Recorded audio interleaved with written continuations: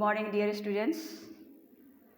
I, Mrs. Sarita Sinha, welcome you online classes of Satyam Shiksha Sadan. Dear students, how are you? I think you are fine and safe at home. Take precautions regarding Omicrons. Dear students, today I will teach you history, chapter 2, nationalism in India. In previous classes, I had already discussed about the Jallianwala Bagh tragedy. Now, I told you the story of Jallianwala Bagh tragedy कि जलियांवाला बाग हत्याकांड कब हुआ था।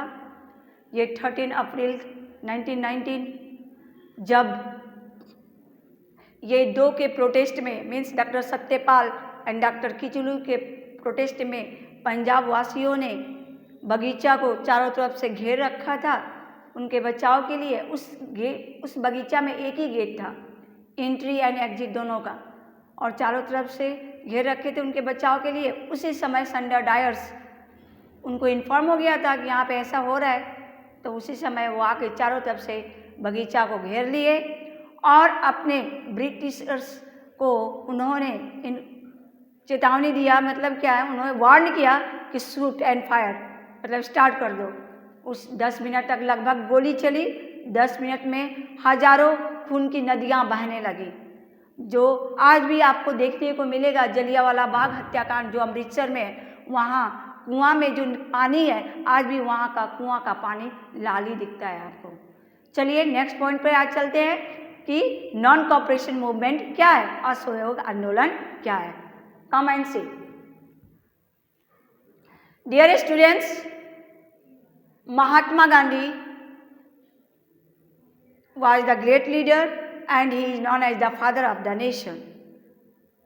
सारा भारत को आज़ाद कराने में सबसे ज़्यादा श्रेय किसको जाता है? महात्मा गांधी को जाता है। उन्होंने ही सारे भारतवासियों को एकजुट होकर असहयोग आंदोलन चलाने का आदेश दिया कि भारतवासियों सब एक साथ एकत्र हो जाओ और हमें युद्ध के मैदान में खड़े उतरना है, क्योंकि ब्रिटिशों से हमें क्या लेना है? हमें उनसे चुनौती लेना है, क्योंकि जो भारत हमारा है आज वो हमारे भारत पर राज कर रहे हैं, उन्हें हमें भारत से भगाना है। चलिए चलते हैं। Mahatma Gandhi then took up the Khilafat issue by bringing Hindus and Muslims together. खिलाफत था, अब खिलाफत मूवमेंट भी हुआ था। ये शौकत अली ने चलाया था, मुसलमानों के ही दो भाई थे, दोनों ने चलाया था। और इसको अलग करने के लिए महात्मा गांधी ने नॉन कॉपरेशन मूवमेंट चलाया था, जिसमें हिंदू और मुसलमानों को एकजुट किया, दोनों को एक सूत्र में बांधने का कोशिश किया। Mahatma Gandhi then took up the Khilafat issue by bringing Hindus and Muslims together. एक साथ लाने की कोशिश की। The first world war ended with the defeat of Ottoman Turkey. पहला विश्व युद्ध 1914 से 1918 तक चला, जिसमें काफ़ी नुकसान हुई हमारी देश की, और उसी समय उसको पराजित किया गया। किसको? ऑटोमन टर्की को। और वो कहाँ का निवासी था? टर्की क्या था?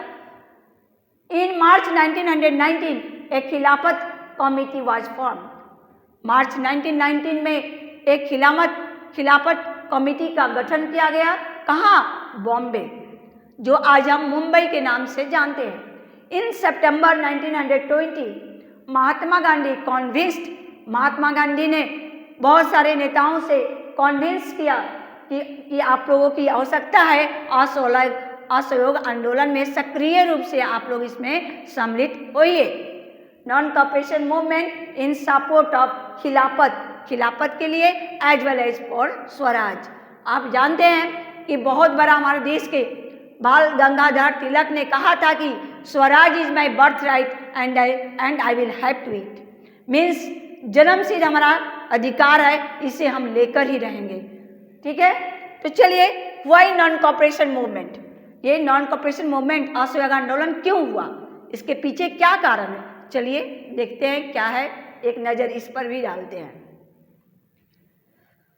According to Mahatma Gandhi, British rule was established in India. Yes, मैं आपको बताना चाहती हूँ कि ब्रिटिश से पहले हमारे देश में मुगलों का शासन चल रहा था।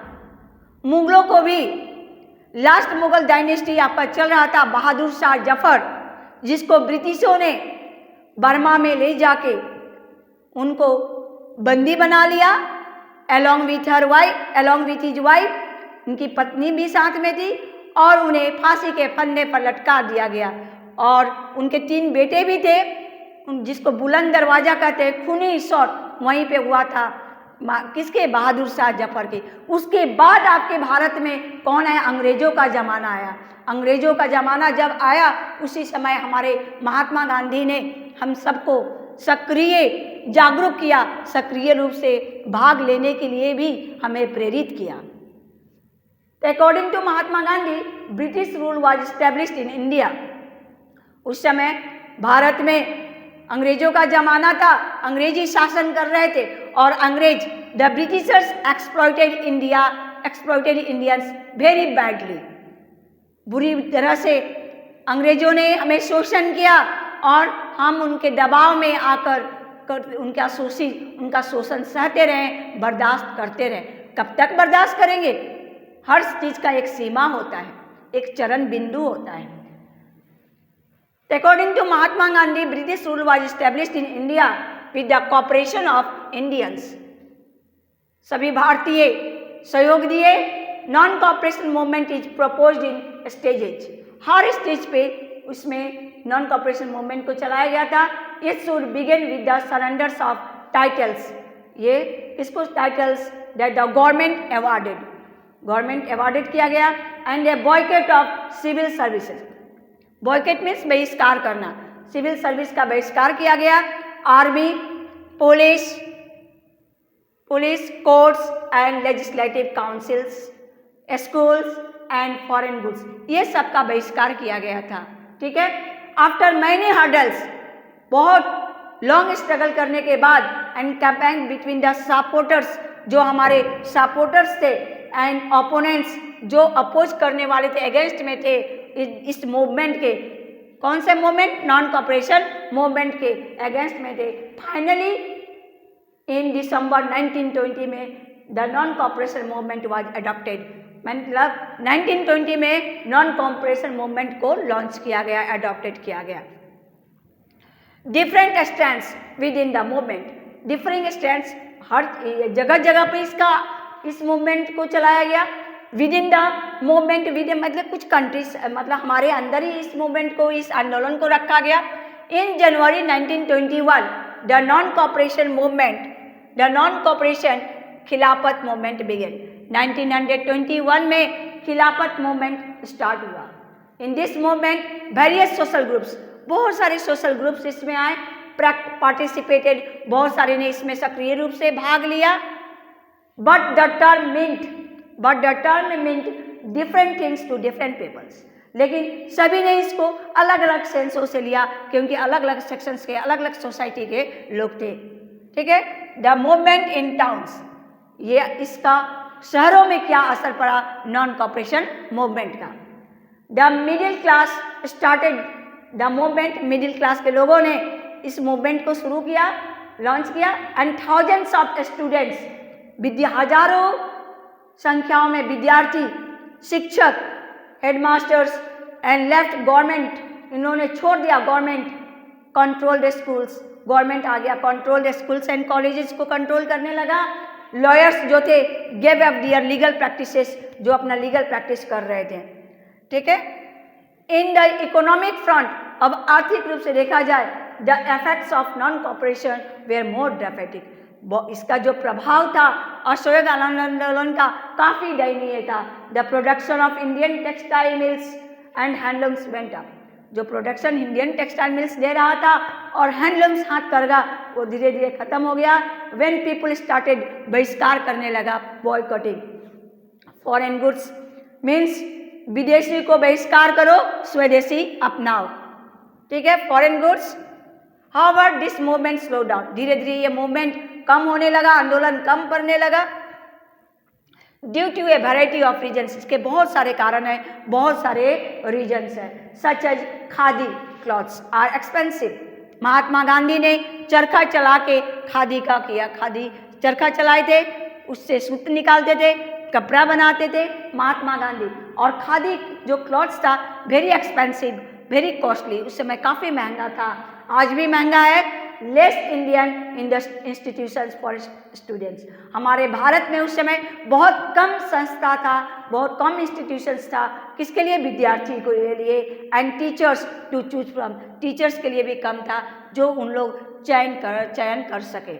सो they went back to government schools, फिर वापस उन लोग कहाँ चले गए? गवर्नमेंट स्कूल्स में, ठीक है। And lawyers join back government courts, और लॉयर्स फिर वापस they came back and join government courts, और उन्होंने अपना गवर्नमेंट कोर्स को अपनाया, गवर्नमेंट कोर्स में जाकर अपना लॉयर्स प्रैक्टिस करने लगे। Dear students, that's all for today. In next video I will discuss next topic. I will conclude my view. That's all. Have a good day. Bye bye. Take care.